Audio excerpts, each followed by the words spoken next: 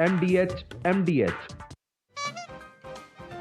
चुनाव का मौसम, सियासत के रंग। एमडीएच बढ़िया है, शुद्ध है।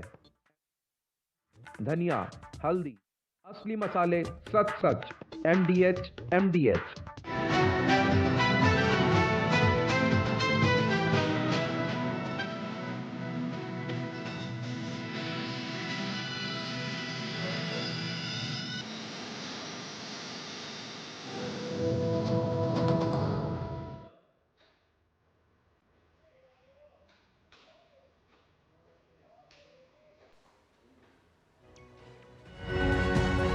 नमस्कार, आप देख रहे हैं डीडी न्यूज और आपके 8 बजे इस वक्त खबरों के प्राइम टाइम शो में आपका स्वागत है। आप देख रहे हैं न्यूज नाइट और निश्चित तौर से अगर बात की जाए तो आप डीडी न्यूज का ये नया लुक देख रहे हैं। ये नया लुक जिसमें हमने तमाम तकनीक को समाहित किया है, कई प्रकार के विविध रंगों को हम लेकर आए हैं, लेकिन निश्चित तौर से वो भरोसा और वो विश्वसनीयता हमने लगातार कायम रखी है, जिसके बल पे हम वर्षों से लगातार नंबर 1 सबसे विश्वसनीय, सबसे सटीक खबरों को लेकर आप तक आते रहे लगातार। तो भले ही हमने विविध रंगों को, नई तकनीक को समाहित किया है, नए तेवर, नए कलेवर को लेकर आप तक खबरों के प्रेजेंटेशन को नए तरीके से आप तक लाने के लिए, लेकिन वो भरोसा हमारा लगातार कायम है, जिसके दम पर हम लगातार सबसे विश्वसनीय चैनल के तौर पे आपके बीच बने रहे हैं। बात आज की अगर खबरों के लिहाज से की जाए तो दुनिया के सबसे बड़े लोकतंत्र हमारे देश भारत में दुनिया का सबसे बड़ा चुनाव की शुरुआत हो गई है और इतनी बड़ी एक्सरसाइज किसी देश में दुनिया भर में नहीं होती है जो भारत में जब चुनाव होता है। इतना बड़ा लोकतंत्र है हमारा और ऐसे में आज पहले चरण के साथ में बड़ी शुरुआत हुई है 102 लोकसभा सीटों पर, जो कि 21 राज्यों में फैली हुई हैं।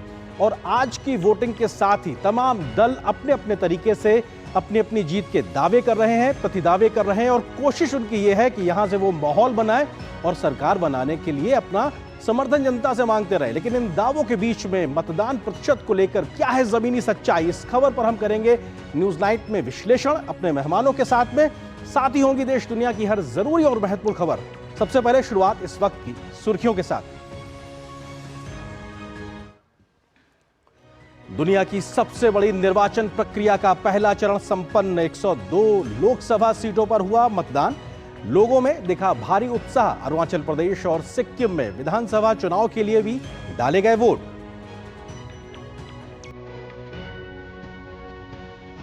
पहले चरण के चुनाव में 9 केंद्रीय मंत्रियों और कई दिग्गज नेताओं समेत 1625 उम्मीदवारों की किस्मत ईवीएम में बंद। मतदान करने पहुंचे पक्ष विपक्ष के नेताओं ने ठोका जीत का दावा।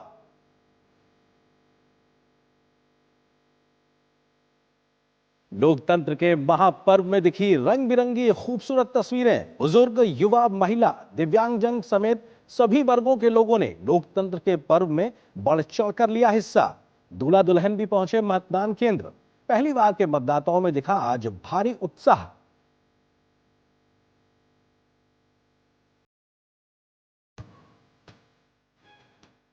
अगले चरण के लिए चुनाव प्रचार ने पकड़ा जोर। प्रधानमंत्री नरेंद्र मोदी की अमरोहा, दमोह और वर्धा में चुनावी रैलियां। विपक्ष पर बोला जमकर हमला, कहा यूपी के नए शहजादों की फिल्म पहले ही हो चुकी है फ्लॉप।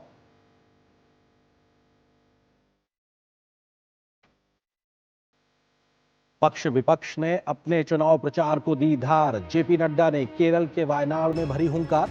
मल्लिकार्जुन खड़गे और मायावती ने भी ठोकी ताल। अमित शाह ने गांधीनगर से दाखिल किया नामांकन पत्र। असदुद्दीन ओवैसी ने हैदराबाद में भरा अपना पर्चा। तिहाड़ जेल में बंद दिल्ली के मुख्यमंत्री अरविंद केजरीवाल की इंसुलिन मुहैया कराने की याचिका पर फैसला सुरक्षित। 22 अप्रैल को होगी अगली सुनवाई। तिहाड़ प्रशासन ने बढ़ी हुई शुगर के लिए डाइट को बताया जिम्मेदार।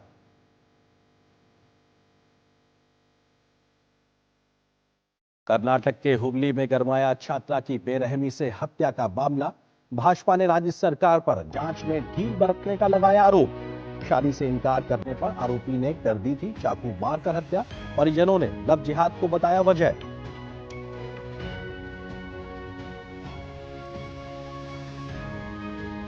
अमेरिकी समाचार चैनल का दावा, इजराइल का ईरान पर मिसाइल हमला। दोनों देशों की तरफ से अब तक कोई आधिकारिक प्रतिक्रिया नहीं। एयर इंडिया ने 30 अप्रैल तक तेल अवीव की सारी फ्लाइट्स रद्द की।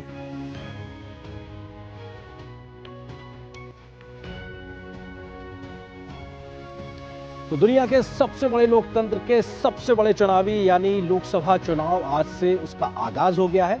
देश में 7 चरणों में होने वाले लोकसभा चुनाव के पहले चरण के तहत आज 102 लोकसभा सीटों पर मतदान हुआ है। 21 राज्यों में फैली इन लोकसभा सीटों पर कहीं ज्यादा तो कहीं अपेक्षाकृत कुछ कम मतदान भी देखने को मिला।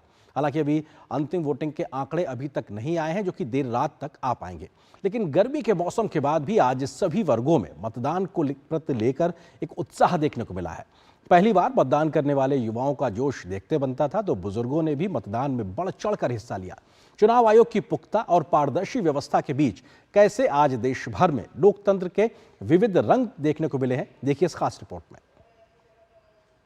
दुनिया के सबसे बड़े लोकतंत्र के महापर्व का शुक्रवार को आगाज हो गया। लोकतंत्र के इस महापर्व में भागीदार बनने के लिए बुजुर्गों, युवाओं, महिलाओं समेत सभी वर्ग के मतदाताओं में भारी उत्साह देखने को मिला। लोकसभा चुनाव के पहले चरण के तहत 17 राज्यों और 4 केंद्र शासित प्रदेशों में 102 सीटों पर मतदान हुआ। सुबह से ही मतदान केंद्रों पर वोटरों की लंबी कतार देखने को मिली। सुरक्षा के चाक चौबंद व्यवस्था की गई थी। आमतौर पर मतदान शांतिपूर्ण तरीके से संपन्न हुआ। इसी के साथ ही 1625 उम्मीदवारों की किस्मत का फैसला ईवीएम में बंद हो गया। देश के अलग अलग हिस्सों में चुनाव के अलग अलग रंग दिखे। पहले चरण में 16 करोड़ 63 लाख से अधिक मतदाता थे। इनमें 8.4 करोड़ पुरुष और 8.23 करोड़ महिला मतदाता शामिल थे। 35,67,000 फर्स्ट टाइम वोटर, जबकि 20 से 29 वर्ष आयु वर्ग के 3 करोड़ 51 लाख युवा मतदाता थे। वहीं दिव्यांगों, महिलाओं एवं वृद्ध मतदाताओं के लिए विशेष व्यवस्था भी की गई थी। कई स्थानों पर युवा मतदाता सेल्फी लेकर दूसरे मतदाताओं का उत्साह बढ़ाया। को पता है कि वोट हमारा अधिकार है, हमें देना जरूरी है, लेकिन वोट देने के अलावा भी यहाँ बहुत अच्छा लगा आगे ये सेल्फी का मौका मिला और बैलून वगैरह भी आप देख रहे हैं, डेकोरेशन लगा है। हम लोग को ये रोज फ्लावर और एक चॉकलेट भी मिला है कि हमारे शहर का विकास हो, हमारे जिले का विकास हो, महिलाओं का विकास हो, हर इंसान को, हर गरीब को हर चीज का मौका मिले। वोट इसलिए है कि भारत के नागरिक हैं, तो जो हमें अधिकार मिला है। वहीं कुछ ऐसे नजारे भी सामने आए जहां मतदान केंद्रों पर दूल्हा दुल्हन के लिबास में मतदाता मतदान केंद्रों पर पहुंचकर लोकतंत्र के प्रति अपने कर्तव्यों का पालन कर समाज को संदेश दिया। मतदान बहुत ज्यादा जरूरी है, अपना जीवन का एक अधिकार है अपना मतदान, और सब काम छोड़कर ये काम करना बहुत जरूरी है।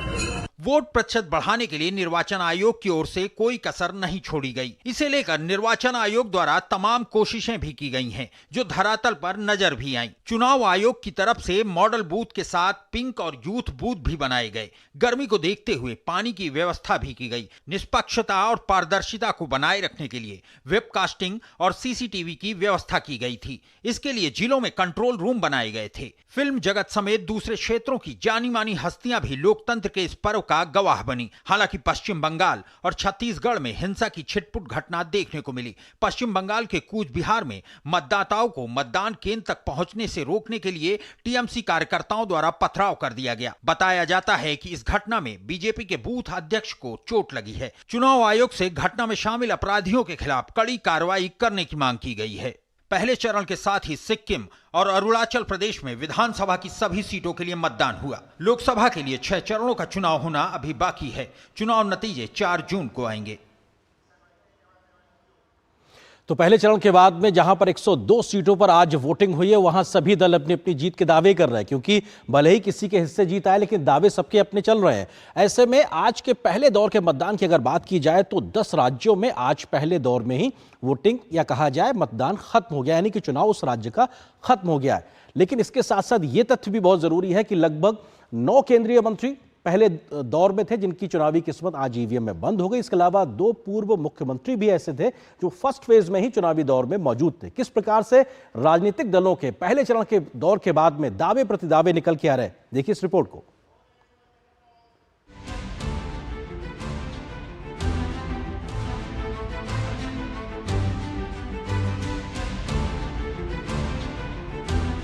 पूरी दुनिया की नजर भारत के आम चुनावों पर है। पहले चरण में शुक्रवार को 21 राज्यों और केंद्र शासित प्रदेशों की 102 लोकसभा सीटों पर मतदान संपन्न हो गया।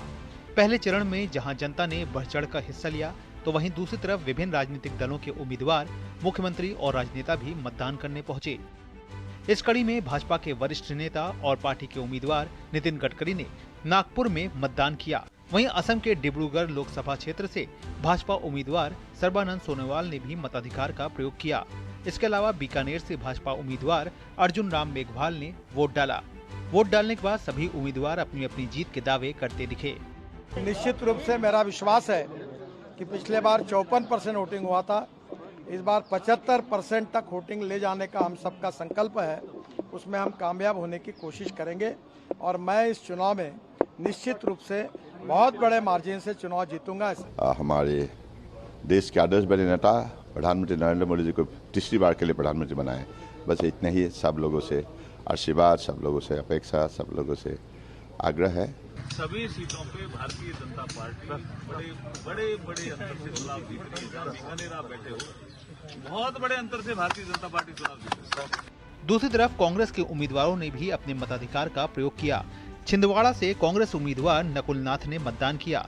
साथ ही एक और अन्य कांग्रेस उम्मीदवार कार्ति चिदम्बरम ने शिवगंगा में अपने मताधिकार का प्रयोग किया। इसके अलावा जोरहाट लोकसभा सीट से कांग्रेस उम्मीदवार गौरव गोगोई ने वोट दिया। इस बीच जीत को लेकर सभी उम्मीदवारों और पार्टियों ने अपने अपने दावे किए। छिंदवाड़ा की जनता सच का साथ देगी और 44 साल हमने सेवा किया है, मुझे पूरा विश्वास है छिंदवाड़ा की जनता अपना पूरा प्यार और आशीर्वाद हमें देगी। After the elections we will make a choice. I mean all I can say is that Tamil Nadu is voting decisively against the BJP. मैं चाहता हूं कि भारत का हर नागरिक जो उनका जो अधिकार है उस अधिकार को इस्तेमाल करे और जो कर्तव्य है उस कर्तव्य का पालन करते हुए भारत के गणतंत्र को बचाने के लिए अपना महत्वपूर्ण वोट प्रदान करें। मतदान केंद्र में लोगों की लंबी लंबी कतारों के बीच खड़े होकर नेताओं ने भी अपने मतदान करने की बारी का इंतजार किया। इसी क्रम में कूच बिहार लोकसभा क्षेत्र से भाजपा उम्मीदवार निशित प्रामाणिक ने अपना वोट डाला, जबकि महाराष्ट्र के उप मुख्यमंत्री देवेंद्र फडणवीस ने अपनी पत्नी के साथ नागपुर में अपने मताधिकार का प्रयोग किया। इसके अलावा उत्तराखंड के मुख्यमंत्री पुष्कर सिंह धामी ने भी खटीमा में मतदान किया। वहीं कांग्रेस नेता सचिन पायलट ने भी जयपुर में लोकसभा चुनाव के लिए मतदान किया। वहीं तमिलनाडु के चेन्नई में राज्य के मंत्री और डीएमके नेता उदयनिधि स्टालिन ने भी अपने मताधिकार का प्रयोग किया।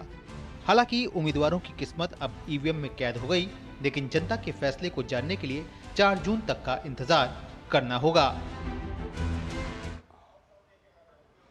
तो देख सकते हैं कि आप भले ही 4 जून तक इंतजार करना हो, लेकिन आज के पहले चरण के लिहाज से अगर बात की जाए तो बहुत से ऐसे तथ्य हैं जो कि आपको जानना जरूरी है। इन तमाम तथ्यों को लेकर हम आपके पास आए। आप देख सकते हैं कि भारत का ये नक्शा है और इस नक्शे में 2 अलग रंग नजर आ रहा है। जो पीला रंग नजर आ रहा है ये उन राज्यों को कलर कोडिंग की गई है, उन 21 राज्यों की कलर कोडिंग जहां पर आज फर्स्ट फेज में मतदान हुआ था। तो अपने आप में एक बड़ा हिस्सा भारत का जहां पे आज वोटिंग हुई है, लोकतंत्र का पर्व मनाया गया। लेकिन किस प्रकार से 21 राज्यों में 102 निर्वाचन क्षेत्रों में वोटिंग हुई है, इनमें 73 सीटें सामान्य थी। इसके अलावा अनुसूचित जाति के लिहाज से 18 और अनुसूचित जनजाति के लिहाज से 11 सीटें आरक्षित थी। अगले तथ्य पर जल्दी से आते हैं और सिलसिलेवार तरीके से आपको जल्दी से बताते हैं कि आखिर कौन से महत्वपूर्ण रोचक तथ्य हैं जो आपको जानना जरूरी है। केंद्रीय मंत्री 9 जिनकी आज किस्मत ईवीएम में बंद हो गई, 2 पूर्व मुख्यमंत्री भी हैं, इसके अलावा 1 पूर्व राज्यपाल भी चुनावी मैदान में आज मौजूद है। तो निश्चित तौर से ये अपने आप में बड़े चेहरे जिनके बारे में हम बात कर सकते हैं।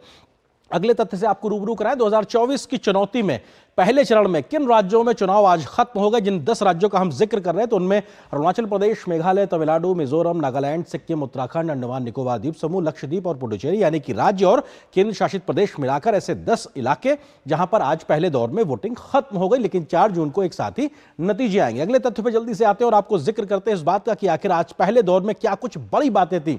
तमिलनाडु की सभी 39 सीटों पर आज वोटिंग हो गई, यानी कि जो आज पहले दौर में जिन राज्यों में चुनाव खत्म हो गए हैं उनमें सबसे बड़ा राज्य तमिलनाडु था, जहां 39 सीटों पर आज वोटिंग हो गई। 2 चरणों में होने वाले राजस्थान के चुनाव के पहले चरण में आज 12 सीटों पर वोटिंग खत्म हुई। उत्तर प्रदेश में पश्चिमी उत्तर प्रदेश की 8 सीटों पर, मध्य प्रदेश की 6, असम की 5, 14 में से उत्तराखंड की सभी 5 की 5 लोकसभा सीटों पर आज वोटिंग हो गई है। इसी प्रकार से अन्य राज्यों पर जल्दी से आते हैं और आपको बताते हैं कि आखिर किन किन राज्यों में आज वोटिंग हुई है? महाराष्ट्र की 5, बिहार की 4, पश्चिम बंगाल की 3, अरुणाचल प्रदेश की 2, मणिपुर और मेघालय की 2-2 लोकसभा सीटों पर आज वोटिंग हुई है। यानी नॉर्थ ईस्ट से लेकर पश्चिम, पूर्व, उत्तर, दक्षिण सब तरफ आपको दिखाई पड़ेगा। मध्य में भी किस प्रकार से लगातार वोटिंग हुई है। अगले अपडेट पे हम आते हैं और आपको बताते हैं कि इन राज्यों में 2 और 1-1 लोकसभा सीट पर भी वोटिंग हुई है। अंडमान निकोबार, छत्तीसगढ़, जम्मू कश्मीर, लक्षद्वीप, मिजोरम, नागालैंड, पुडुचेरी, सिक्किम और त्रिपुरा में 1-1 लोकसभा सीट पर वोटिंग हुई है। इनमें से कई राज्यों में सिर्फ 1 लोकसभा सीट ही है। अगले तथ्य की ओर अगर हम बात करें कि किस तरीके से आज जो पहला चरण था वो काफी महत्वपूर्ण था। इन पहले चरण की आज की 102 सीटों को अगर हम 2019 के समय के नतीजों की बात करें तो किस प्रकार से इन सीटों के नतीजे 2019 में थे उसकी तुलना अगर करें तो भाजपा 40 सीटों पर जीती थी, कांग्रेस के हिस्से 15 सीटें आई थी, डीएमके 24 सीटें जीती। डीएमके हम जानते हैं तमिलनाडु की बड़ी पार्टी है और वहां पे 39 सीटों पर उस वक्त उसको 24 सीटें मिली थी। 23 सीटें अन्य छोटी दल और उसके अलावा जो निर्दलीय थे उनको मिला के गई थी और लगभग 71% वोटिंग 2019 में इस पहले चरण की वोटिंग के तहत हुई थी। तो अपने आप में यह तथ्य भी जानना जरूरी है कि पिछली बार किसके हिस्से क्या आया था और किसका इस बार क्या कुछ दांव पे लगा है। अगली प्लेट पे जाते हैं और आपको बताते हैं कि आखिर क्या कुछ और महत्वपूर्ण चीजें हुई। अगर इस बार के पहले दौर के मतदान के जो पूरा इलाका था यहां पर कैंपेन की बात की जाए तो प्रधानमंत्री नरेंद्र मोदी ने एनडीए बीजेपी की तरफ से 38 रैलियां की हैं।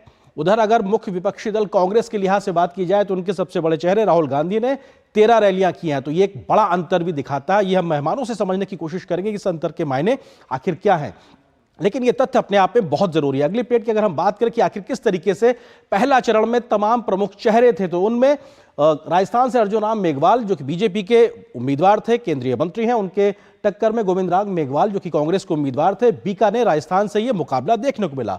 अगले एक बड़े चेहरे की अगर हम जिक्र करें तो कह सकते हैं भूपेंद्र यादव, ये भी अलवर राजस्थान से बीजेपी की ओर से केंद्रीय मंत्री के तौर पर अपनी चुनावी किस्मत आजमा रहे हैं। ललित यादव उनके खिलाफ कांग्रेस के युवा प्रत्याशी के तौर पर मौजूद हैं।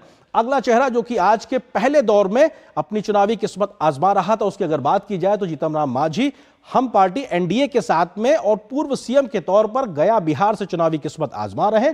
उनके खिलाफ कुमार सर्वजीत वहां पे आरजेडी के उम्मीदवार हैं। इसी प्रकार से आज का एक और बड़ा चेहरा आपको बताते हैं डॉक्टर जितेंद्र सिंह जो कि केंद्रीय मंत्री हैं बीजेपी की ओर से, उधमपुर जम्मू कश्मीर से वहां पर चुनावी मैदान में आज थे और उनके मुकाबले कांग्रेस का बड़ा चेहरा चौधरी लाल सिंह उनके खिलाफ उधमपुर से चुनावी मैदान में है। लेकिन किसकी जीत होगी तो देखना 4 जून को ही पता लगेगा। डिब्रूगढ़ असम से अगर बात की जाए सर्बानंद सोनोवाल बीजेपी के उम्मीदवार, केंद्रीय मंत्री, उसके अलावा लोरिन ज्योति गोगोई एजीपी के मंत्री के तौर पर यहां पर चुनावी एक मुकाबला उनको देते हुए असम डिब्रूगढ़ की 14 में से जिन सीटों पर आज चुनाव हुआ उनमें से एक सीट तर्पण कुमार गोगोई बीजेपी के उम्मीदवार जोरहाट से असम में है, उनके खिलाफ गौरव गोगोई कांग्रेस का एक बड़ा चेहरा, युवा चेहरे के तौर पर लगातार अपनी बात मुखरता से रखते हैं। कांग्रेस के उम्मीदवार के तौर पर जोरहाट से उम्मीदवारी अपनी दावा पेश करते हुए जल्दी से के अन्नामलाई बीजेपी का वो चेहरा जो तमिलनाडु में एक नई उम्मीद लेकर बीजेपी के लिए आया है, वो कोयंबटूर तमिलनाडु से चुनाव लड़ रहे हैं। उनके खिलाफ डीएमके के पी राजकुमार गणपति चुनावी मैदान में है और ये अपने आप में दिखाता है कि बड़े जो चेहरे हैं उनकी किस प्रकार से पहले दौर में आज चुनावी किस्मत ईवीएम में बंद हुई है।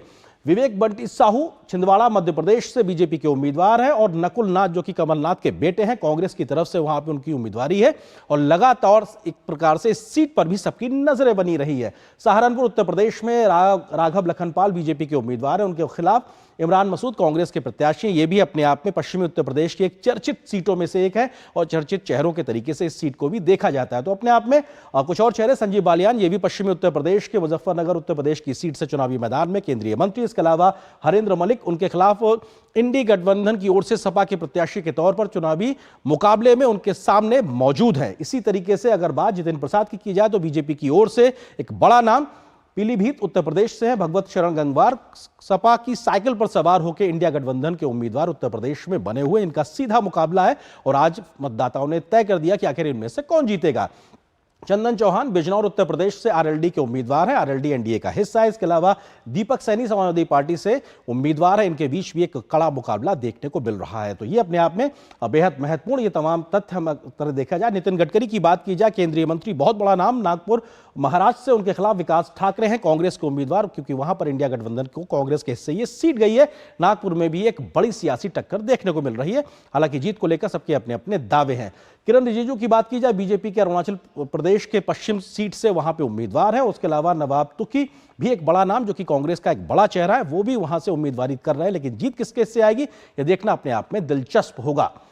ये वो तमाम नाम जो अपने आप में आपने देखा कि एक बड़े सियासी तरीके से थे और इन 21 राज्यों की 102 लोकसभा सीटों पर ये तमाम लोग मौजूद थे। लेकिन यहां की जमीनी सच्चाई या कहा जाए मत प्रतिशत के आधार पर किस प्रकार की रही स्थिति, और अपने आप में हम तमाम मेहमानों से भी बातचीत करेंगे और समझने की कोशिश करेंगे कि सबके दावों के बीच में जमीनी सच्चाई क्या है, क्योंकि पिछली बार के मत प्रतिशत के आधार पर इस बार कुछ उलटफेर होता है। क्या कुछ है सच्चाई, करेंगे बात। फिलहाल एक छोटे से ब्रेक के लिए रुकते हैं, बहुत जल्द वापस आते हैं। इस खबर पर हमारी नजर बनी हुई है।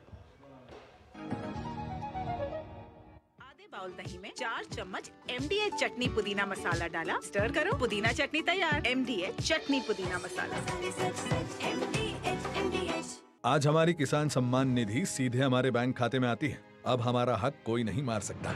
नहीं तो पहले फसल बिचौलिए कौड़ियों के भाव ले जाते थे, लेकिन अब बीज से बाजार तक साथ खड़े हैं मोदी जी। बड़ा फसल बीमा, किसान credit card, soil health card, सबसे ज्यादा फसलों पर MSP, हर खेत को पानी, नैनो यूरिया, अब ड्रोन की भी तैयारी। लेकिन फिर भी मोदी जी कहते हैं ये तो बस ट्रेलर है। किसान कल्याण की गारंटी मोदी जी की, और उन्हें जिताना ये है हमारी भी गारंटी। कमल का बटन दबाएं, भाजपा को जिताएं। गोल्डी छोले मसाले, जहाँ जाएं रिश्ते बनाएं। जहाँ जाए रिश्ते बनाए, गोल्डी मसाले। आपकी सुरक्षा है हमारे लिए बहुमूल्य, इसलिए जब भी लें LPG सिलेंडर जरूर कराएं प्री डिलीवरी जांच। आपकी सुरक्षा को और बेहतर सुनिश्चित करने के लिए हर घर में हो रही है रसोई गैस उपकरणों की सुरक्षा जांच। अगर सुरक्षा होस खराब हो तो तुरंत बदलवाएं। आपातकालीन स्थिति में कॉल करें 1906। स्वच्छ ईंधन का वादा, सुरक्षित रसोई का इरादा।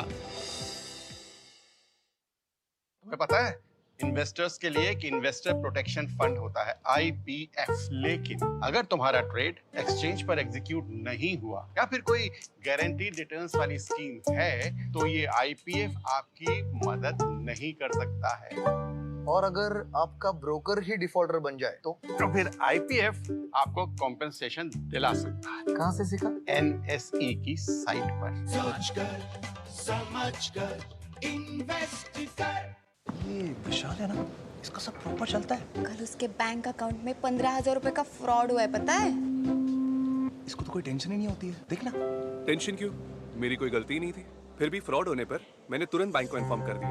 RBI कहता है अगर आपके अकाउंट से किसी ने धोखे से पैसे निकाले हैं तो बैंक को जल्द से जल्द इन्फॉर्म कीजिए। 3 दिन के अंदर इन्फॉर्म किया तो कोई नुकसान नहीं होगा। जितना लेट करोगे उतना ज्यादा नुकसान। और सुन, सब चलता नहीं है, प्रॉपर चलाना पड़ता है। RBI कहता है जानकार बनिए, सतर्क रहिए। लाखों की संख्या में श्रद्धालु पहुँचे अयोध्या। बरसों की प्रतीक्षा के बाद हमारे अयोध्या का गौरव लौटा है। नहीं तो पहले टेंट, टूटे घाट, गंदगी, कोई फैसिलिटी नहीं। और अब काशी देखो, केदारनाथ देखो, उज्जैन देखो, सोमनाथ देखो, सब भव्य दिव्य। और मोदी जी कहते हैं ये तो बस ट्रेलर है, आस्था का परचम लहराता रहे।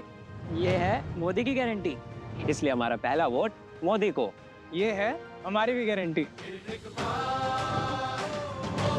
कमल का बटन दबाएं, भाजपा को जिताएं। जिन्होंने यूज किया है वो जानते हैं असली हींग का स्वाद। MDH सुपर हींग, शुद्धता का असली तड़का। MDH।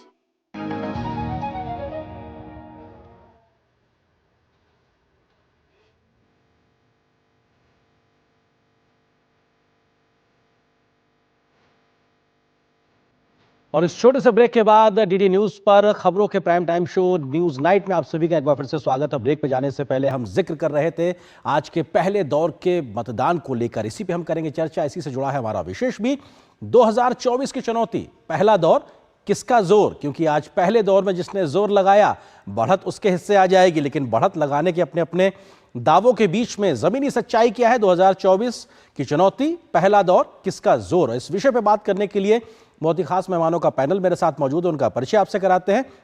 हमारे साथ में अनुजा कपूर जी मौजूद हैं, प्रवक्ता हैं भारतीय जनता पार्टी के। अनुजा जी बहुत स्वागत है आपका। इसके अलावा ज्योति कुमार सिंह जी हैं, प्रवक्ता कांग्रेस पार्टी के हैं। ज्योति जी आपका भी बहुत बहुत स्वागत है। वरिष्ठ पत्रकार शेखर अय्यर जी भी हमारे साथ जुड़ गए। शेखर जी आपका बहुत बहुत स्वागत। आप तीनों मेहमानों का स्वागत। सबसे पहले अनुजा जी आपसे हम बात करते हैं इस बात की शुरुआत की पहले दौर के आज वोटिंग के बाद में दावे 400 पार के अभी भी कायम है, या उसमें वोटिंग परसेंटेज को लेकर अभी कुछ आगे पीछे कुछ कैलकुलेशन चल रहे हैं क्या? जय श्री राम। इसके अंदर तो कोई दो राय है ही नहीं कि अब हम 400 से भी आगे की सोच रहे हैं, क्योंकि आज आप देखना चाहते हैं कि मोदी जी क्या तीसरे टर्म पे वापस आएंगे। ये सिर्फ एक क्वेश्चन मार्क अब नहीं रहा, क्योंकि लोग चाहते हैं, बाहर निकल कर लोगों ने वोट किया है। आज आपने देखा है कि कई जगहों पर हमें रोका गया, एक वोटर को रोका गया। क्यों? क्योंकि डर है। आप देखिए तमिलनाडु के अंदर किस तरीके से, वहां तो अन्नामलाई का तो आप देख ही रहे हैं, वहां पे कोयम्बतूर के अंदर कितना लैंडमार्क 71.17% वोट, जहां पर खुद उनका सीट है। और अगर हम वेस्ट बंगाल के अंदर देखें तो किस तरीके की वायलेंस वहां पर होती रही, कूच बिहार में, जैलफुगुरी में, अलीपुर। आप देखिए कि किस तरीके से रोका जा रहा था एक आम आदमी को, किस तरीके से बोला जाता है कि वहां पर नहीं जाए, वोट नहीं करे। मणिपुर में कोशिश करी, इम्फाल में हुआ। क्या ये डर के दिखाता नहीं है आम आदमी को कि किस तरह से आप रोकने की कोशिश कर रहे हैं? क्योंकि आज जब हम वेट करते हैं वोट डालने की, तो आज रिकॉर्ड वोटिंग हो रही है, क्योंकि यहाँ पर यूथ आगे आ गया है।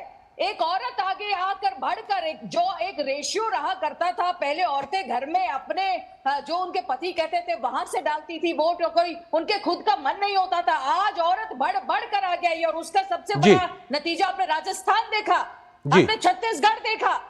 आज बीजेपी के पास ये तो वोट्स का जो सैलाब, आप तो अब की बात कर रहे हैं, मैं तो बहुत पुरानी बात ठीक है। आप सैलाब, आप ये कह रही हैं कि आज जो वोटर निकले हैं वो आपका सैलाब है। और हम एक बार इस वक्त कुछ सीधी तस्वीरें आ रही हैं, हम एक बार फिर से समझना चाहेंगे कहां से ये तस्वीरें हैं, उसकी ओर हम रुख करते हैं। एक सुधांशु त्रिवेदी इस वक्त एक प्रेस कॉन्फ्रेंस बीजेपी के नेता कर रहे हैं, उसका हम रुख करते हैं, उसका इस चर्चा में वापस लौटेंगे हम। प्रधानमंत्री श्री नरेंद्र मोदी जी के पक्ष में एकजुट होती हुई नजर आ रही है। निश्चित रूप से प्रधानमंत्री श्री नरेंद्र मोदी जी के प्रति जनता में समर्थन की एक लहर दिख रही है, और दूसरी तरफ इंडिया गठबंधन और उनके स्वघोषित नेता, क्योंकि कोई घोषित नेता तो है ही नहीं, राहुल गांधी जी के तथाकथित करंट की बिजली गुल नजर आ रही है। नफरत की दुकान के कोई भी सामान प्रभावी होते नजर नहीं आ रहे हैं।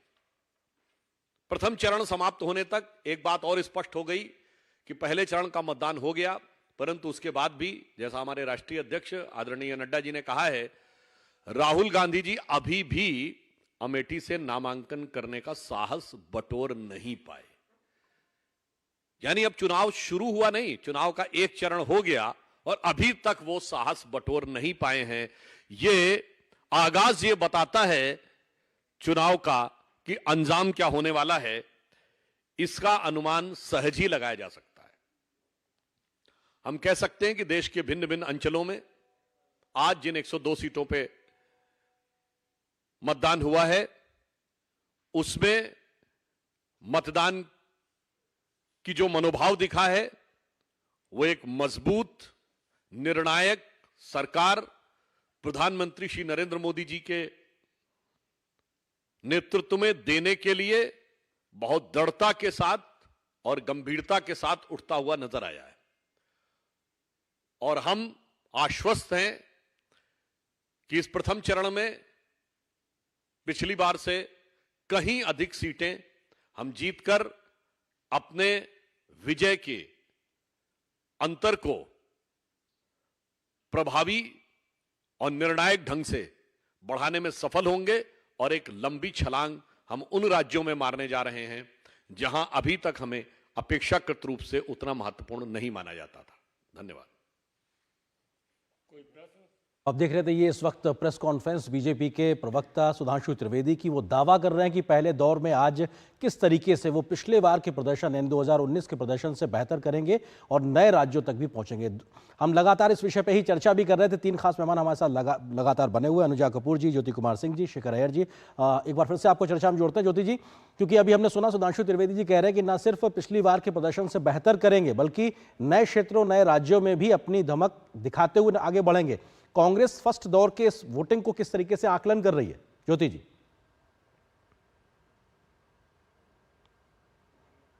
ज्योति जी, शायद आपने म्यूट किया हुआ, अनम्यूट कर लें, आपकी आवाज नहीं आ रही है। जी अभी हम आपको सुन पा रहे हैं, बोलिए अपनी बात। हाँ, कांग्रेस बिल्कुल 102 सीटों पर आज जो चुनाव हुई है, बिल्कुल आश्वस्त, केवल कांग्रेस नहीं, उनके हमारा पूरा गठबंधन आश्वस्त है कि हम 80 से ज्यादा सीटें लाएंगे। और ये जो जितनी लंबी लंबी कतारें देख रहे हैं, ये सारी लंबी कतारें उत्साहित होकर कि किस तरह मोदी जी के जो झूठे वादे 2014 में किए थे और 2024 तक पूरा नहीं कर पाए, ये जो जुमले थे और जो जुमलों की जो गारंटी फिर से उन्होंने दोहराने का प्रयास किया, और बहुत में तो हिम्मत भी नहीं किया, अपने घोषणा पत्र में बेरोजगारी की बात नहीं की, महंगाई की बात नहीं की, महिलाओं की, किसानों के लिए जो बात करनी थी वो बात नहीं कर पाए। तो ये सारी लंबी जो लाइनें थी ये उसके लिए थी कि उनके अगेंस्ट में वोट करना है। और जहां छोटी कतारें थी, जहां कम परसेंटेज वोट हुई है, लोग हताश हो गए हैं, कंफ्यूज हो गए हैं कि ये किस तरह की पार्टी है कि बोलती कुछ और थी और की कुछ नहीं, फिर भी ये घोषणा पत्र जुमलों की गारंटी फिर से नरेंद्र मोदी आकर दे दिए, तो ये उसके अगेंस्ट में था। तो हम कांग्रेस पार्टी और इंडिया गठबंधन जो है बेरोजगारी के लिए, महंगाई के लिए, इस सारे चीजों के अगेंस्ट ये लड़ाई लड़ रहे हैं। और इसमें सारे लोग, जितने भी लोग वोट किए हैं, उसके पक्ष के लिए किए। ठीक है, शेखर अय्यर जी वरिष्ठ पत्रकार हमारे साथ मौजूद। शेखर जी, क्योंकि ये अपेक्षित था, बीजेपी कहेगी साहब सैलाब उनके हक में है वोटों का, और कांग्रेस इंडिया गठबंधन कह रही कि उनके पक्ष में लगातार लोग आ रहे हैं, जहां ज्यादा है वो भी उनके पक्ष में, जहां कम है वो भी उनके पक्ष में। लेकिन ये जो एक बिखरा हुआ एक परसेंटेज के तरीके से देखा जाए, ये क्या एक संदेश देता है, या इसको अभी पढ़ लेना जल्दबाजी होगा, या और थोड़ा धैर्य के साथ समझने की जरूरत है? शेखर जी। नहीं, हमें और ज्यादा समझने की जरूरत है, लेकिन एक बात हमें रखना है मन में, ये जो पहला चरण है ये सबसे बड़ा चुनौती का है बीजेपी के लिए, क्योंकि यहाँ पर काफ़ी सीटें ऑपोजिशन के पास था, बीजेपी के पास नहीं है। तो सवाल है कि आज जिस तरह की वोटिंग हम देख रहे हैं, गर्मी के बावजूद और प्रधानमंत्री की इंटेंसिव कैंपेन के बावजूद, और अभी लास्ट फेज में आपने देखा है कि किस तरह ऑपोजिशन किसी तरह कोशिश कर रही है कि भाई अपने आप को एक, अगर जॉइंट रैली नहीं कर पाए तो कम से कम एक जॉइंट प्रेस कॉन्फ्रेंस करके दिखा रहे हैं कि भाई हम इकट्ठे हैं। लेकिन जो कुल मिला के देखा जाए, खास करके मैं दक्षिण भारत की बात कर रहा हूँ, तमिलनाडु की बात कर रहा हूँ, देखिए कोयम्बतूर जैसे जहाँ पे बड़ी चुनौती जो अन्नामलई ने बीजेपी की तरफ से वहाँ पे एक चुनौती दी है जो रूलिंग डीएमके अलायंस के लिए, वहाँ जिस तरह वोटिंग हुई है, ये सारा दिखाता है कि कहीं ना कहीं चेंज की भी एक ज़रूरत लोग महसूस कर रहे हैं। क्या वो कैसे कन्वर्ट होगा, क्या ये जो कतारें आप देख रहे हैं ये वोट होके सीटों के रूप में बदलेगा, ये सब हम जून 4 तारीख को बता सकते हैं। लेकिन एक चीज है, आज की जो दृश्य है ये हमारी डेमोक्रेसी के लिए एक बड़ा, सबसे बड़ा एक मैं कह सकता हूँ एक अच्छा संदेश है।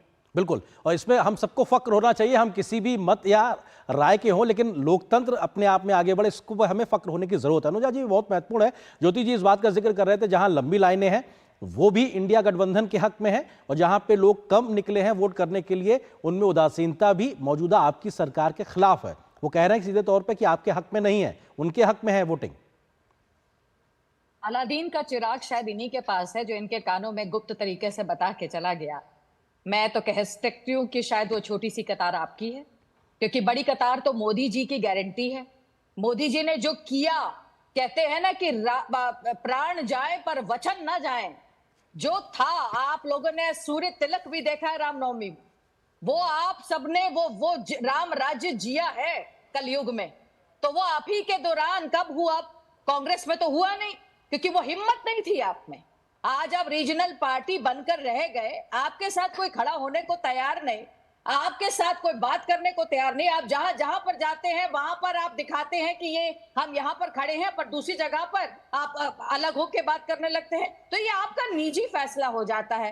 क्या शक्ति जैसी बातों का डीएमके के साथ वहां पर मिलकर आपने जिस तरह से बातचीत करी, क्या आपको वो राहुल गांधी कोई चीजें शोभा देती है? क्या तमिलनाडु में हिंदू पर जिस तरीके का अटैक करते हैं आप लोग हिंदू सेंटिमेंट्स को, क्या वो शोभा देती है आपको? आज आप सही कह रहे हैं मेरे भाई कि ये लंबी कतारें जो हैं ये बिल्कुल डिसाइड करेगा। पर क्या आपको डर नहीं इस बात का कि लंबी कतारें भाजपा की हैं?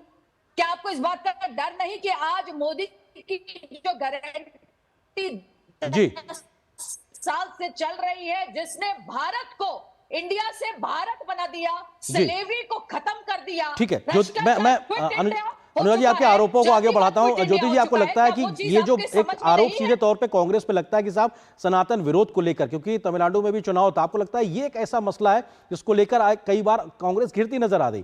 थोड़ा वक्त की सीमा कम है, थोड़ा संक्षेप में आपसे जवाब चाहेंगे ज्योति जी। ओके देखिए, जहां तक ये इस तरह की बातें करते हैं, देखिए भारतीय जनता पार्टी के प्रवक्ता अभी इतनी बातें किए, लेकिन जो बुनियादी बात है, क्या ये बता पाए कि जो 2 करोड़ जॉब था हम नहीं दे पाए हैं? क्या ये बता पाए कि जो 400 का सिलेंडर जो है आज 1900 रुपए का है, क्यों हो गया, हम नहीं कम कर पाए? किसानों को डबल आय बोले थे, नहीं कर पाए।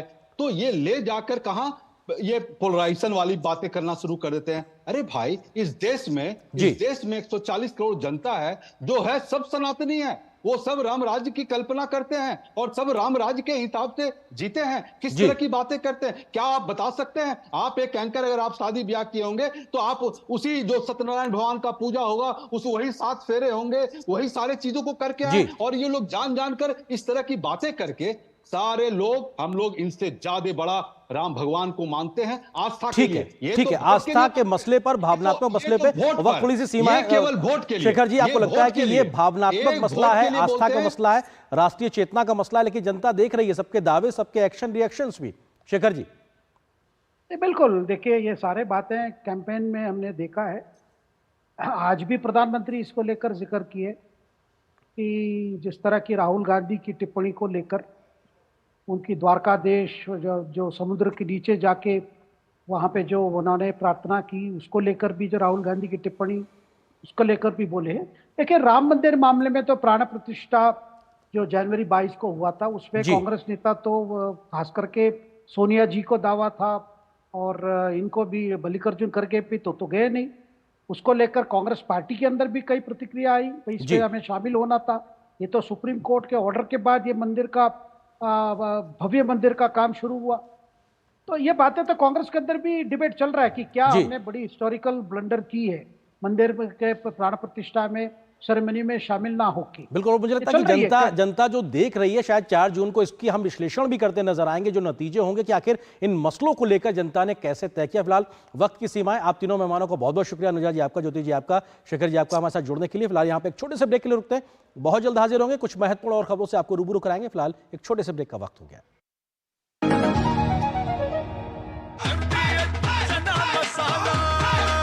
अब छोलिया हो या लोबिया, सफेद चने या काले चने, सब कुछ मजेदार बने। वेट, हाँ, ले फोटो, अपनी ही है, अपने ने ही बनाई और अपने ही वोटों से बनी है वंदे भारत। हाँ यार, किसने सोचा था हमारी ट्रेनों में रिवॉल्विंग सीट्स, विस्टा डोम्स होंगे, एयरपोर्ट जैसे escalators, lounges, food court railway station पर होंगे, शहर शहर मेट्रो और अब तो बुलेट ट्रेन भी आ रही है। और फिर भी पता है मोदी जी क्या कहते हैं कि ये तो बस ट्रेलर है। लाइफ इजी बना दी मोदी जी ने, और अब हम उनकी जीत इजी बनाएंगे। वर्ल्ड क्लास फैसिलिटीज की गारंटी मोदी की, मोदी जी को वोट देने की गारंटी हमारी। कमल का बटन दबाएं, भाजपा को जिताएं। मैं क्या जी, सब जानते हैं, जहां दिखे मारियो, अपना समझ के खा लियो। स्वाद से सबको दीवाना कर दे, दीवाना कर दे। पता का चाय, गजब का स्वाद। तुम्हें पता है इन्वेस्टर्स के लिए कि इन्वेस्टर प्रोटेक्शन फंड होता है IPF, लेकिन अगर तुम्हारा ट्रेड एक्सचेंज पर एग्जीक्यूट नहीं हुआ या फिर कोई गारंटीड रिटर्न्स वाली स्कीम है, तो ये IPF आपकी मदद नहीं कर सकता है। और अगर आपका ब्रोकर ही डिफॉल्टर बन जाए तो फिर IPF आपको कॉम्पेंसेशन दिला सकता है। कहां से सीखा? NSE की साइट पर। सोचकर समझकर इन्वेस्ट कर। यकीन है खुद पर है नाज। सुनती हूँ अपने मन की आवाज। कभी शर्मीली तो कभी हूँ जाबाज। रुकना मेरी आदत नहीं, थमना मेरी चाहत नहीं। मैं हूँ नारी, यही मेरा अंदाज। हर जिम्मेदारी मैं बखूबी निभाती हूँ। वोट दे, प्राउड वोटर कहलाऊंगी। पूरे देश संग चुनाव का पर्व मनाऊंगी। तब घर में अगर कोई बीमार पड़ जाए ना, तो इलाज के लिए घर बिक जाता था, पीढ़ियां कर्ज में डूब जाती थी। और आज तो अस्पताल के खर्चे की फिक्र नहीं सताती। और याद है जब 60 साल में सिर्फ 7 एम्स बने थे, वहीं 10 साल में 16 नए बन गए। और फिर भी मोदी जी कहते हैं ये तो बस ट्रेलर है। करोड़ों लोगों को 5 लाख तक का मुफ्त इलाज मिला है। ये है मोदी की गारंटी। तो फिर हमने भी सोच लिया, फिर एक बार मोदी सरकार। और ये है हमारी भी गारंटी। कमल का बटन दबाएं, भाजपा को जिताएं। आज दही बड़ा खाने का मन है। वाह क्या स्वाद! असली स्वाद तो MDH दही बड़ा रायता मसाले से ही आता है।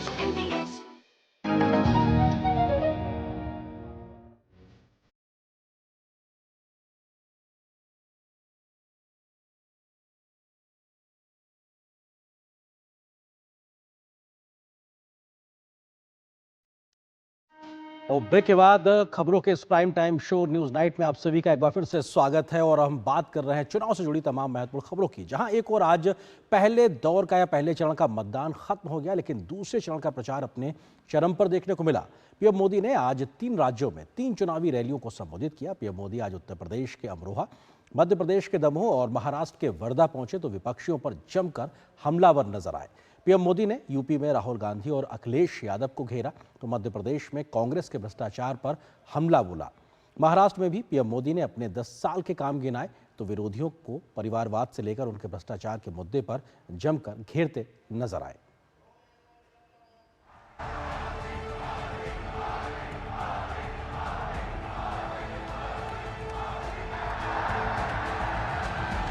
फिर एक बार, फिर एक बार, फिर एक बार। छत्रपति शिवाजी महाराज की धरती महाराष्ट्र से प्रधानमंत्री नरेंद्र मोदी की 400 पार की हुंकार को जनता ने हाथों हाथ लिया। वर्धा में पीएम मोदी विपक्षी गठबंधन के विकास विरोधी रवैये पर जमकर बरसे और लोगों से अपनी सरकार के कामकाज की उपलब्धियों पर वोट देने की अपील की। उन्होंने राज्य में एनडीए सरकार के प्रयासों से पहुंचाई गई सिंचाई सुविधा का जिक्र किया और कहा कि इससे किसानों की पानी की समस्या खत्म हुई है। पीएम मोदी ने कांग्रेस नेता राहुल गांधी के बयानों की निंदा की और देश में निर्णायक सरकार के गठन की पुरजोर वकालत की। कांग्रेस पार्टी भी ये बात जानती है कि वो चुनाव नहीं जीत सकती है, इसलिए कांग्रेस के युवराज नतीजों के बाद देश में आग लगाने की धमकी दे रहे हैं। संविधान को कैद करके आपातकाल लगाने की इनकी मानसिकता बदली नहीं है, लेकिन देश ने मन बना लिया है। और आज पहले दौर का जो मतदान हुआ है ना, सब दूर एक ही बात नजर आ रही थी, फिर एक बार। साथियों, देश एक मजबूत, निर्णायक और स्थायी सरकार ही चाहती है। इससे पहले पीएम मोदी ने मध्य प्रदेश के दमोह में चुनावी जनसभा को संबोधित किया। उन्होंने ब्रह्मोस मिसाइल के निर्यात का जिक्र किया और कहा कि कांग्रेस की सरकार होती तो तेजस फाइटर जेट आसमान की बुलंदियां नहीं देख पाता। प्रधानमंत्री ने अयोध्या के अंसारी परिवार का भी जिक्र किया और कहा कि कांग्रेस और इंडिया गठबंधन के लोग सनातन का अपमान कर रहे हैं। उन्होंने कहा कि विपक्षी गठबंधन ने अयोध्या में बने राम मंदिर का घोर विरोध किया है और भगवान श्री राम की पूजा को पाखंड बताया है। एक अंसारी परिवार है, 2-2 पीढ़ी से ये अंसारी परिवार हिंदुओं के खिलाफ अदालत में जंग लड़ रहे थे, बाबरी मस्जिद के पक्ष में जंग लड़ रहे थे, राम मंदिर के विरुद्ध लड़ते रहे। लेकिन जब प्राण प्रतिष्ठा का निमंत्रण मिला तो वो हंसी खुशी के साथ आकर के सुप्रीम कोर्ट का सम्मान करते हुए इसमें हिस्सेदार बने। एक तरफ एक छोटा सा व्यक्ति भाई अंसारी सामान्य परिवार का है, उसका व्यवहार देखिए, और दूसरी तरफ ये कांग्रेस के नेताओं का व्यवहार देखिए। उन्होंने प्राण प्रतिष्ठा के कार्यक्रम को ठुकरा दिया वोट बैंक के खातिर। पीएम नरेंद्र मोदी ने उत्तर प्रदेश के अमरोहा में विपक्ष पर जोरदार हमला बोला। उन्होंने कहा कि दुनिया में भारत का डंका बज रहा है। अमरोहा ने अपनी पहचान भी दुनिया भर में स्थापित की है। राहुल गांधी और अखिलेश यादव का नाम लिए बगैर उन्होंने दोनों पर निशाना साधा। पीएम ने कहा कि यूपी में 2 शहजादों की फिल्म की शूटिंग चल रही है। जनता पहले ही इन्हें नकार चुकी है। यूपी में एक बार फिर 2 शहजादों की जोड़ी, उनकी फिल्म का शूटिंग चल रहा है आजकल, और ये 2 शहजादों की फिल्म का पहले ही रिजेक्शन हो चुका है। हर बार ये लोग परिवारवाद, भ्रष्टाचार और तुष्टीकरण की टोकरी उठाकर यूपी की जनता से वोट मांगने निकल पड़ते हैं। अपने इस अभियान में लोग हमारी आस्था पर हमला करने का कोई मौका नहीं छोड़ते। पीएम मोदी ने अमरोहा की रैली में देश के स्टार क्रिकेटर मोहम्मद शमी का जिक्र किया। उन्होंने कहा कि अमरोहा केवल ढोलक ही नहीं, देश का डंका भी बजाता है। उन्होंने कहा कि क्रिकेट वर्ल्ड कप में मोहम्मद शमी ने जो कमाल किया वो पूरी दुनिया ने देखा है। खेलों में शानदार प्रदर्शन के लिए केंद्र सरकार ने उन्हें अर्जुन अवार्ड दिया है। ब्यूरो इनपुट्स के साथ अजीत द्विवेदी, श्यामा मिश्रा और शैलेंद्र मिश्र की रिपोर्ट, डीडी न्यूज। तो बीजेपी या कहें एनडीए के लिहाज से सबसे बड़े स्टार प्रचारक प्रधानमंत्री नरेंद्र मोदी आज 3 राज्यों में थे, 3 बड़ी रैलियां की, विपक्षियों पर सीधा वार किया। लेकिन एनडीए के तमाम बड़े स्टार प्रचारक, जिनमें बड़े बड़े चेहरे शामिल हैं, वो भी आज चुनावी समर में दिन भर मौजूद रहे और विभिन्न राज्यों में उन्होंने एनडीए के हक में वोट मांगे हैं। तो आज अगर बात की जाए बीजेपी के बड़े चेहरे, देश के गृह मंत्री अमित शाह ने अपना आज नामांकन भी गुजरात से दाखिल किया है। क्या कुछ रहा एनडीए की ओर से चुनावी समर में आज का प्रचार, देखिए इस रिपोर्ट को। लोकसभा चुनाव के लिए सियासी सरगर्मियां तेज हो गई हैं। दूसरी तरफ राजनीतिक दलों का प्रचार जोर पकड़ता जा रहा है। इसी कड़ी में भाजपा के वरिष्ठ नेता अमित शाह ने राजस्थान में प्रचार अभियान को धार दी। उदयपुर में रोड शो के अलावा उन्होंने पाली में जनसभा को संबोधित किया। इस दौरान उन्होंने प्रदेश की सभी सीटों पर फिर से जीत का दावा किया। वहीं भाजपा अध्यक्ष जेपी नड्डा ने केरल में चुनाव प्रचार की कमान संभाली। उन्होंने प्रदेश में विभिन्न रोड शो और जनसभाओं के दौरान भ्रष्टाचार को लेकर कांग्रेस को आड़े हाथों लिया। एक और 12 लाख करोड़ के घपले, घोटाले, भ्रष्टाचार करने वाली कांग्रेस पार्टी है, तो दूसरी ओर 23 साल में जिस पर 4 आने का भी भ्रष्टाचार का आरोप नहीं है, ऐसे Narendra Modi. You have to select between the parties. On one hand, you find UDF and LDF. Both what they have done, both have propagated the politics of destruction. Both have propagated the politics of division. And both have supported the politics of violence and politics of blood. इसके अलावा राजनाथ सिंह ने भी तेलंगाना में प्रचार अभियान किया। उन्होंने जनसभाओं में कांग्रेस और बीआरएस के भ्रष्टाचार और परिवारवाद का दूसरा नाम बताया। वहीं उत्तर प्रदेश के मुख्यमंत्री योगी आदित्यनाथ ने प्रदेश में जनसभाओं में कांग्रेस सपा गठबंधन को घेरते हुए कहा कि चुनाव के बाद दोनों दलों का सफाया हो जाएगा। पंडित जवाहरलाल नेहरू कहते रहे कि हम पॉवर्टी को समाप्त करेंगे इस देश से। इंदिरा जी भी कहती रही कि हम पॉवर्टी को इस देश से समाप्त करेंगे। राजीव गांधी जी भी कहते रहे कि हम पॉवर्टी को इस देश से समाप्त करेंगे।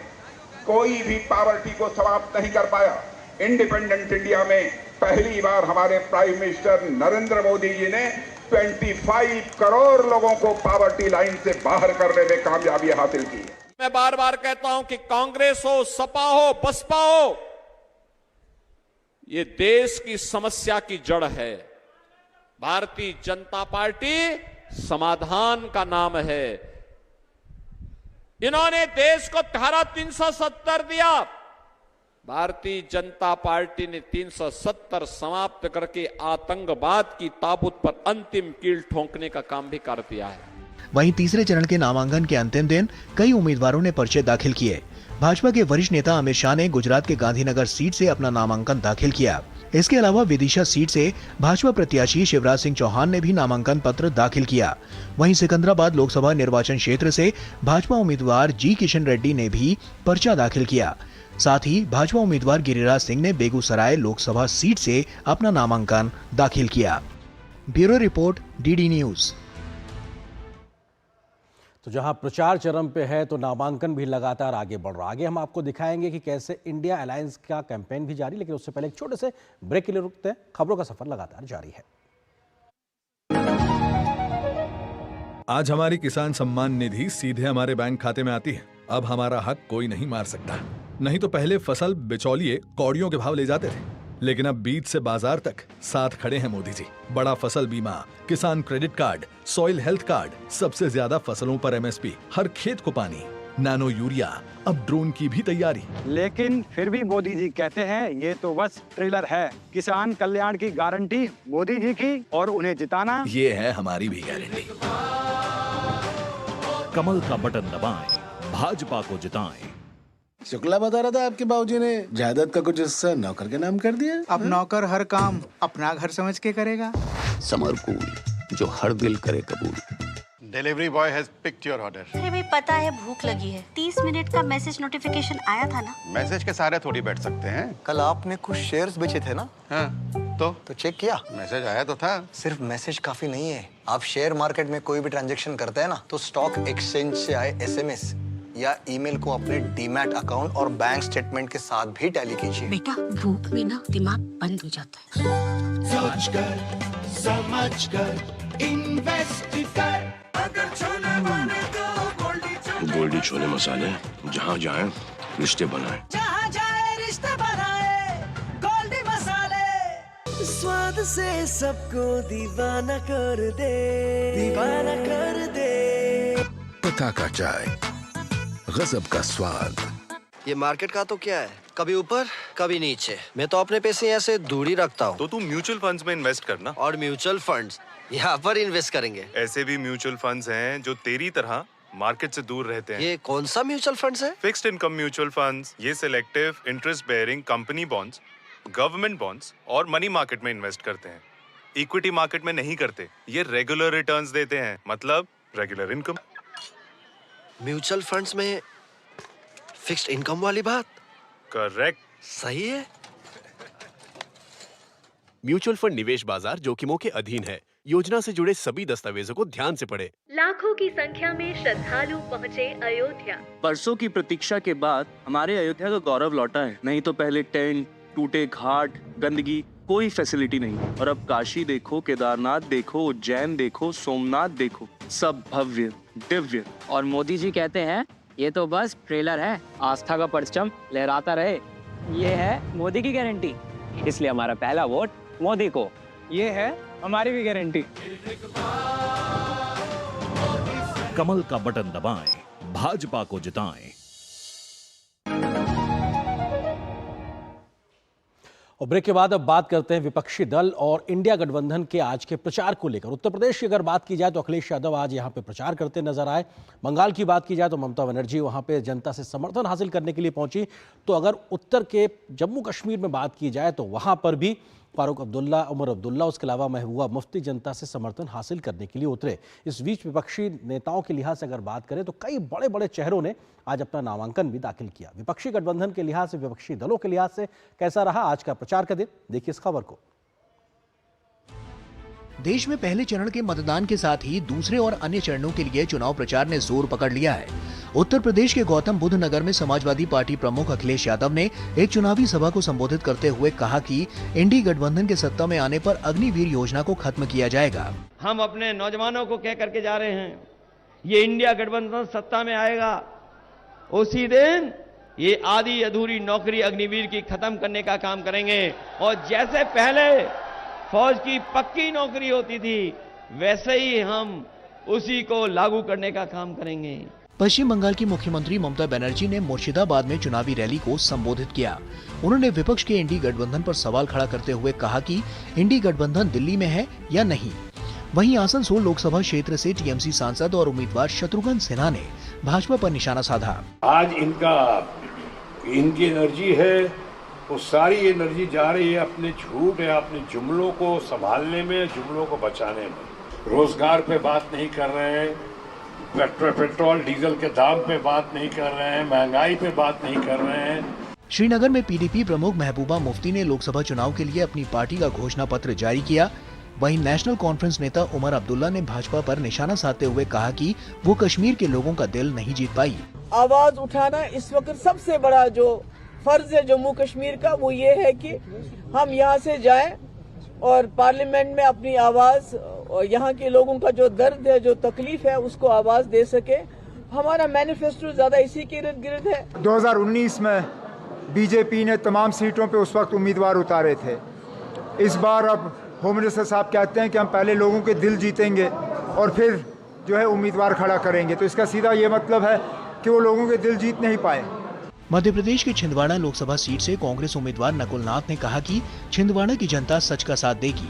उन्होंने अपनी जीत का भरोसा जताया।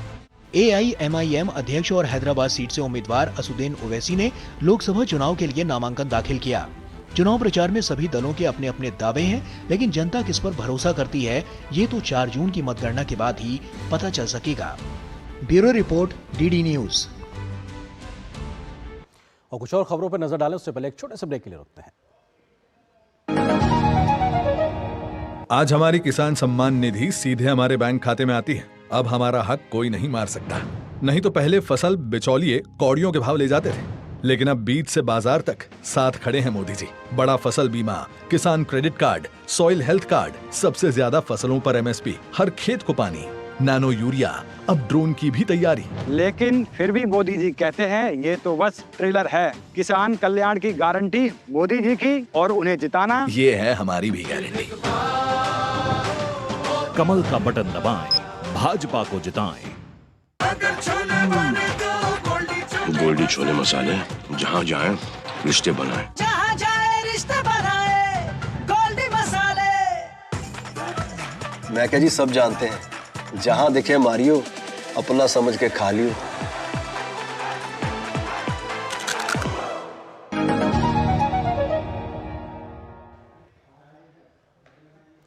तो न्यूज नाइट के आज के संग में बस इतना ही। याद आपको छोड़ जाते हैं कुछ और राष्ट्रीय महत्व की खबरों के साथ फटाफट अंदाज में। मुझे दीजिए अनुमति, लेकिन DD न्यूज पे खबरों का सफर लगातार जारी है। नमस्कार। उत्तर प्रदेश बीजेपी ने निर्वाचन आयोग में समाजवादी पार्टी की शिकायत की है। भाजपा का आरोप है कि सपा ने अपने ऑफिशियल X हैंडल पर साइलेंट पीरियड के दौरान प्रचार कर मॉडल कोड ऑफ कंडक्ट का उल्लंघन किया है। उत्तर प्रदेश के मुख्य निर्वाचन अधिकारी के यहाँ ये शिकायत दर्ज कराई गई है। लोकसभा चुनाव के लिए बसपा ने छठी लिस्ट जारी कर दी है। पार्टी की ओर से 11 कैंडिडेट्स के नाम का ऐलान किया गया है। बता दें कि बसपा ने वाराणसी से PM मोदी के खिलाफ प्रत्याशी बदल दिया है। वाराणसी से बसपा ने अतहर जमाल लारी की जगह सैयद नियाज अली को टिकट दिया है।